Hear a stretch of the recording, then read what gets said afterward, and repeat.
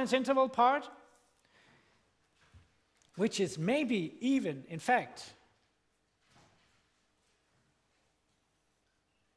the final clue of today's lecture, because you won't see scientific papers out there that will be talking about maximal error with 95% confidence.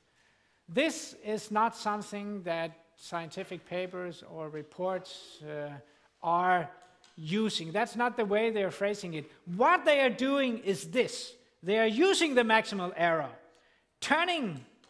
putting it into an interval, and then they call it a confidence interval. So these are the words. I mean, it is the maximal error. It's what we're going to do. Here's actually the tool for you, which is used out there. Tool number 1 out of 2, in a way, in this course. Here, at least and we have 2 major tools, and then we see them in a number of sub-situations, those tools. Here is the first time we see the confidence interval as an explicit operational tool. Because what is the tool? The tool is take the observed average and subtract the maximal error up to the observed average plus the maximal error. So the average plus minus maximal error, right, as we have defined it now. The average plus minus maximal error. This interval now, it's not just the maximal error as a number, this interval, we give the name, we call that the confidence interval.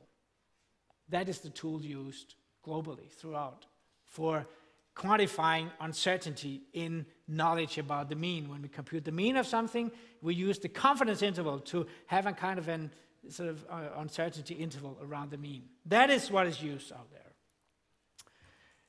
The way it comes, I'll repeat that next time, but let's do it briefly here for the first time, and then we see it once again next time. The way it goes around is due to this result. Just for a second here, I have just taken a sort of step back again in terms of the variability thing. We'll loosen up in a second. Just for this slide, I'm just for now assuming the sigma known again, just for a second, right? Because then we can use, as a confidence interval, we can use the standard normal.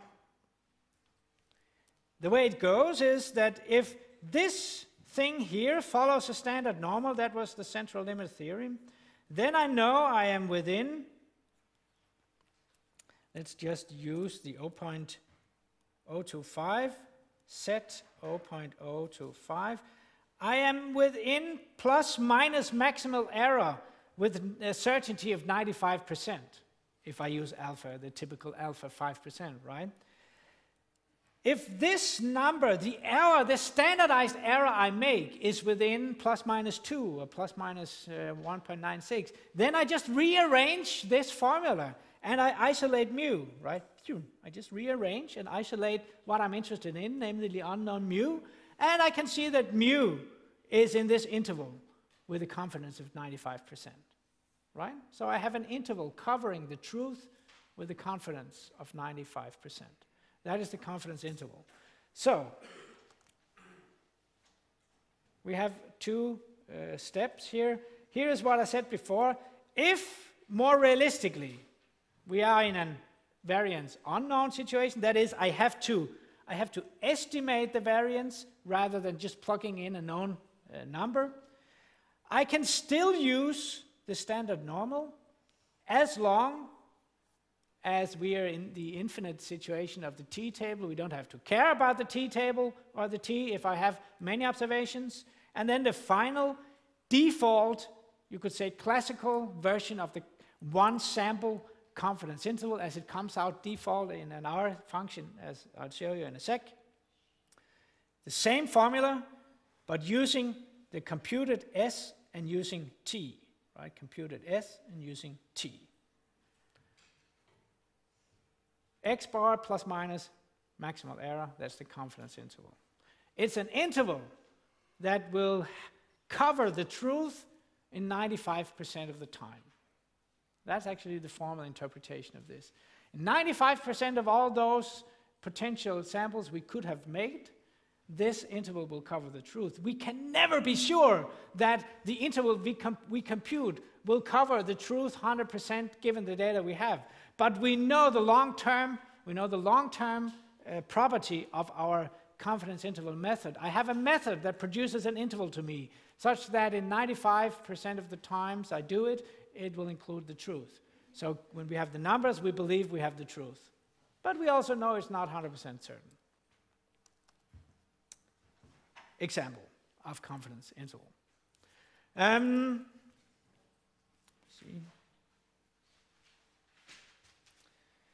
Small study, small number, size numbers here. American studies decided to compare the content of arsenic in drinking water, measured at 8 different localities. Following measurements were registered. 8 different localities, 8 different tests in a ppm. The hard work was already done for us. The mean and the variance was on the numbers, the sample mean, the sample variance, to emphasize that this is something we have computed on the numbers, were given to us. Let us do the 95% confidence interval. Well, it's the average plus minus, that's another way of putting it. Plus minus, if we look at the formula, you can look at it. I think I remember it, at least one of the few that I remember. 0.025. Sometimes we can emphasize by a parenthesis like this that we are basing this on 8 observations, so we are using 7 degrees of freedom. That's the 7 DFT we're going to use here, so it may be illustrated by such a way of writing it here, times the sample variance. What was the sample variance? That was 1.64. It was the sample, let's look at the formula, now I forgot it anyhow. It was the sample standard deviation. So it's the square root of 1.64. And it was square root of n. So here I just plugged in, just to illustrate, this is just a formula that you can plug in. When you have some numbers, you can compute the sample mean, the sample variance, or sample standard deviation, that's the same, up to a square root or a square. And then you plug in the formula and you get an interval, right? So operationally speaking, that's easy, very easy. Just mean variance, plug in the formula, find the t, that's it. Find the t, I said, let's find the t. I like to find t's in R rather than, let's see. Is this example 4 I'm in now? Right? Yes.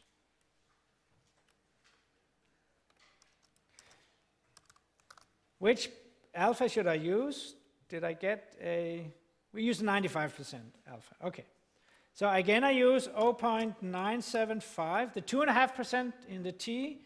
I'm going to use 7 degrees of freedom. Let's just look at what that is. So what used in the standard normal would be 1.96 is actually 2.36 here. That is like a 20-25% increase of the of the interval here compared to the standard normal. So it makes a difference with the t. You acknowledge the less certainty you have about the things here using the t compared to the standard normal. We were going to multiply that by the square root of 1.36. Now correct me if I remember wrongly here.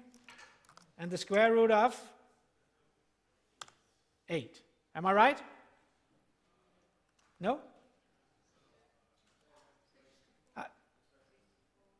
64. 1.64. Thank you. So difficult to remember just a few seconds here. Oh, there it was.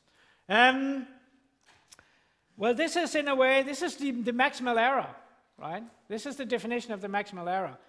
Well, let me show you that I want to say x bar minus the maximal error, and I say x bar plus the maximal error, right? 2.2 minus this thing, 2.2 plus this thing, to get the two numbers. I get 1.13 up to 3.27. 1.13 up to 3.27.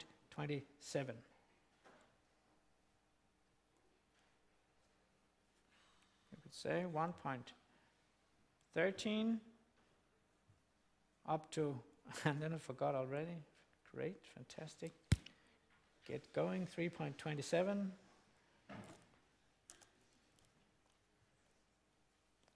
Like this. There are different ways of showing an interval. It can be shown like this. It could be shown like this. It could be shown like 1.13 mu 3.27, or it could be shown 2.2 plus minus. What was the maximal error? The maximal error was 1.07.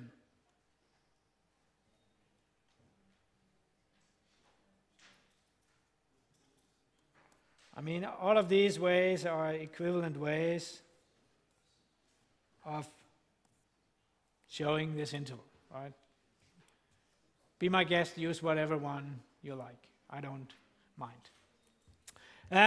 That's the confidence interval. It's a practical way of putting an interval on an average, right? That's basically the content of what you were given here. I skipped this one. That's just a way to a pedagogical thing that you can work your way backwards. That's not so interesting. You'll get the chance to practice your finding confidence intervals at the exercises. Let me, still part of the confidence interval here, just emphasize the general thing about, I showed you 3 different confidence intervals, just to repeat that. When the variance is known, we use it and we use the standard normal. If the variance is unknown, I mean, as a student, I had a difficulty with this. If you say the variance is unknown, and then afterwards you compute the variance of the standard, why do we say it's unknown? That makes no sense. No, maybe it's making no sense, but it should be understood the right way. When I say the variance is unknown, it means that we don't know the true and only variance for sure as a true thing, right? It doesn't mean that we cannot compute the variance with and have an estimate of the variance. So if we don't know the variance sort of for sure as a divine truth, then we have to compute it. And if we have a large sample, and that is in our course defined as something being beyond 30, then we can still use the standard normal. However, the last default formula that I told you is using S and T, because this is a formula that works no matter how small n is. We can use the final formula as long as we use the T distribution. That was this thing about known and unknown variance repeated once again. Let's take the